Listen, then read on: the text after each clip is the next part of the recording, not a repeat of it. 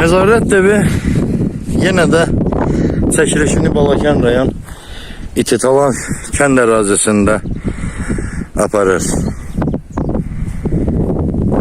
Qeyd etdiyim kimi bələdiyyə sədrinin şəhid ailələri, qazi və müharibə veteranlarına verməyə torpağı yoxdur. Buyurun baxın, sizə təqdim edirəm. Keçmiş bələdiyyə sədrinin qeyri-qanuni zəbt etdiyi və qeyri-qanuni saldığı göl sahələri. Hektarlarla ucu bucağı görsənməyən, uzaq qorizontda görünən o yaşıl yonca əkilib, arpa yoxsa nə əkilib bilmirəm. Bax, bunun hamısı bələdiyyə sədrinindir. Baxın. Vətəndaşlara verməyə torpaq yox.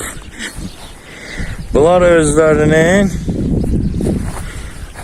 maddi maraqlarını həyata keçirirlər.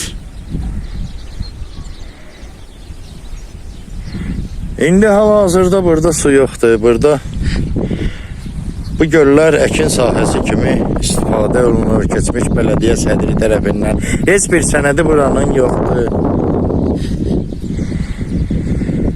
Bu qanunsuz əməllərin sonuna necə çataq? Bu özbaşınalıqların qarşısını necə alaq? Vəzifəyə gələndə bəyxan gəlmirlər. Vəzifəyə gələndə kənd sakinlərinə qulluq eləməyə gəlirlər.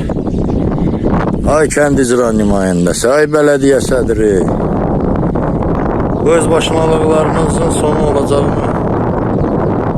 Mən əminəm, sonu olacaq. İndi bu faktlarla bağlı Prezident aparatına, Baş Prokurorluq yanında korrupsiya ilə mübarizə baş idarəsinə, əmlak komitəsinə hər yerə müraciətlərimi yönəldirəm.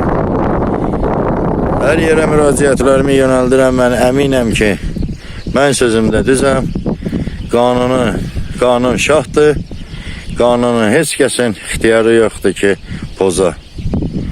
Və həmçinin siz də onların içində olmaq şərti ilə. Kimdir ki, bələdiyyə sədri? Sən də Xan bəy deyilsən ki.